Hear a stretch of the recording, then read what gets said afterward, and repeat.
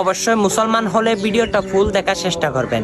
আমার প্রিয় নবীজির বড় স্ত্রী মা হাদিজাতুল কুবরা আমার রসুলকে বলে, ইয়া রাসূলুল্লাহ, আমি মারা যাওয়ার পর তিনটা জিনিস আপনাকে করতে হবে, কারণ আমি হাদিজাতুল কুবরা আপনাকে জীবন জৈবন সহ, শুধু তাই না, আমার দন বাড়ি দৌলত আমি ফেলে রেখে আপনার প্রেমে মুগ্ধ হয়েছি, আপনাকে জীবন সঙ্গী করেছি ইয়া রাসূলুল্লাহ।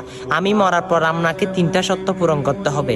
প্রথম সত্য হচ্ছে আমি মারা যাওয়ার পর আপনার জামা মুবারক দিয়ে আমার কাফন দিতে হবে।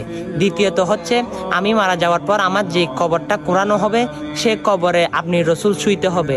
তৃতীয়ত হচ্ছে যখন মুনকার নকির আসবে আমাকে সোয়াল জবাব করবে, তখন আপনি নবী আমার সোয়াল জবাবের উত্তর দিয়ে দিবেন, সুবহানাল্লাহ। তখন আমার রসুল এই তিনটা কাজ করলো।